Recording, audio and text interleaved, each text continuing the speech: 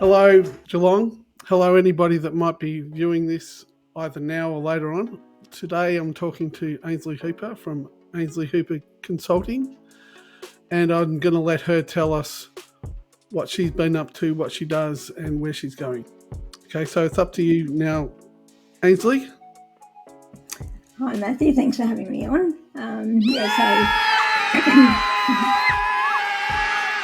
Only got you on. I'm Ainslee from Ainslee Hooper Consulting. What I do is I help organisations strengthen their disability inclusion strategies. So mainly working with not-for-profits and local government organisations on their access and inclusion plans and advising, etc.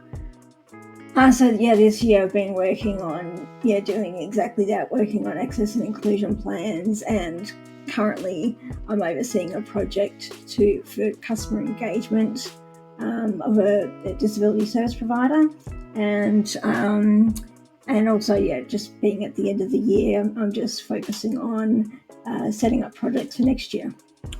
Okay, so for people who might not fully understand what you do, tell us about the average project that you might be tackling at the moment. Yeah, sure. So basically what I do is go into organisations and look at their staff and their customers and look at what the barriers are that they might be facing. For example, accessibility barriers or barriers from attitudes, that kind of thing. So I basically do stakeholder research within the company, within the organisations, and then from there give the organisation strategies to overcome those barriers. And it's usually a 4-year plan. Okay, so it's a holistic approach to accessibility for... and inclusion, inclusion. Okay, cool. Yeah. And can you tell us something, what you see as unique about what you do? I know it's already a unique niche, but what's something that you do that others may not be doing? Yeah, sure. So I'm an applied anthropologist by trade. So basically that gives me the ability to see patterns and themes that are happening between organisations easily. Like, for example, when I go into an organisation and some kind of themes might be coming up in the data from the surveys that I do, then I'm able to pretty much straight away go, okay, I can see where the problem's going to be lying. So that comes from there. So it's a bit of a deeper dive into also the attitudes within the culture of the business as well. Yeah, correct. Yeah, because the culture of the organisation that'll impact the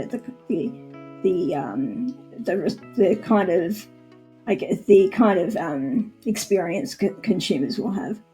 Yeah, cool. And what's your connection with Geelong?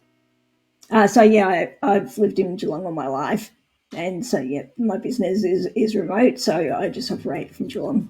Cool. And you service all Australia, international?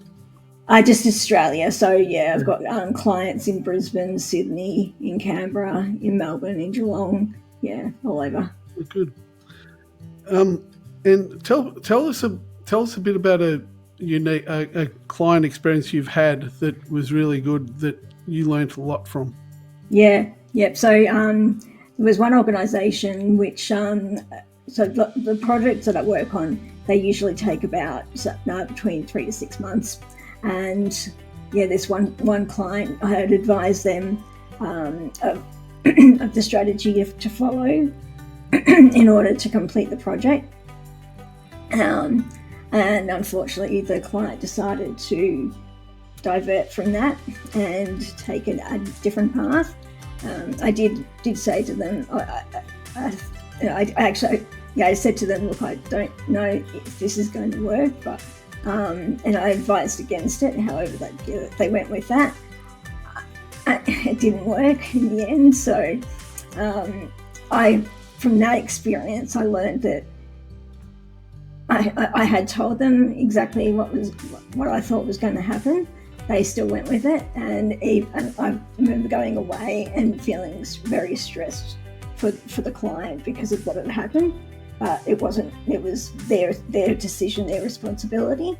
And so I learned from there that you just have to. The client, has what they do, what they want sometimes, and in the end, you just got to sort of cut your losses and just go, okay, well, that's not my responsibility, and just move on. But you sort of in that also the lesson there is you sort of proved yourself right, didn't you? Yeah. Well, there was that, but it was just more. It was more that, like, I remember feeling, I guess, ownership, like responsible for wanting to make sure that things didn't go awry. But unfortunately, you can't control what people decide. There's so many different factors going on, and so they went with a different path. But in the end, we got back on track, and everything worked out well for them. And so, what was the biggest personal experience you got from you learnt from that? Just basically, what you advise the client, what the best strategy is, and it's up to them. Like it's ultimately up to them as to what they decide to do.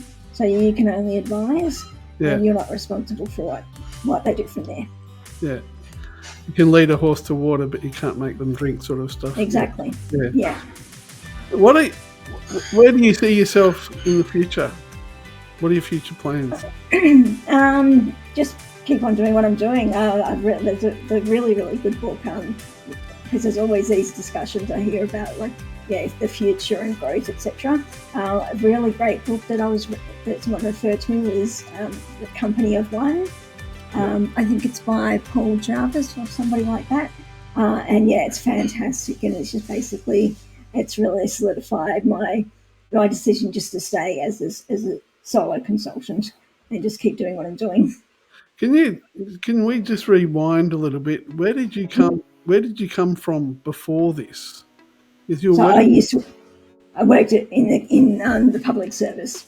Yeah, and I remember when you first started, and you said you were a bit sick of the politics of the company you were working for, the scenes, and that you were just spreading your wings. What was your I suppose when you talk about future, because you can sort of read a bit, and you might not have seen yourself where you are now. This was sort of your goal. I've seen your journey, a little bit of your journey. I understand a little bit of your journey, and it was a step of faith. You going out into consulting yourself, but it's paid off, hasn't it? Yeah, I mean, it was more of a wasn't really a leap of faith. It was more of a had to do it. It was a toxic workplace, so I had to get out of there. So really didn't have any other opportunity. But it certainly has. It's paid off. I think a lot of people, despite the industry you're in, a lot of people can relate to the toxicity of the 9-to-5 workplace type scenario, and that's probably why a lot of people have actually gone out into business for themselves, having a bit more flexibility and having a little bit more control over their lives and what they process in their minds, because it can be sort of, I could imagine it could be sort of mentally a bit of a mental stretch for some people that are in that sort of situation, like yourself with regards to the toxicity and the mental aspect of it. Yeah. So what have you got any advice for people in business or starting up business? Yeah, so certainly for people starting up business, just remember that you don't have to do things that everybody else does. You can do things your own way, and just remember what your purpose is and just follow that. Yeah, because I think you're a bit of a shining example of what can be done. Because of where you've come from and where you are now has been great. So as to wrap it up, how can people contact you? How can they get in touch and find you? So they can email me at info@ainsleehooper.com.au, or they'll find me on LinkedIn, Ainslee Hooper on LinkedIn, and there's also my company page, Ainslee Hooper Consulting. Yep. And I'm also working on getting my website redone, ainsleehooper.com.au. Cool. And where do you mainly hang out? LinkedIn, Facebook? Yeah, LinkedIn. Yeah. Cool. Good. All right. Thanks, Ainslee. It's been great talking to you, and I hope things go really well for you in the future. You too. Thank you. Thank you. Bye.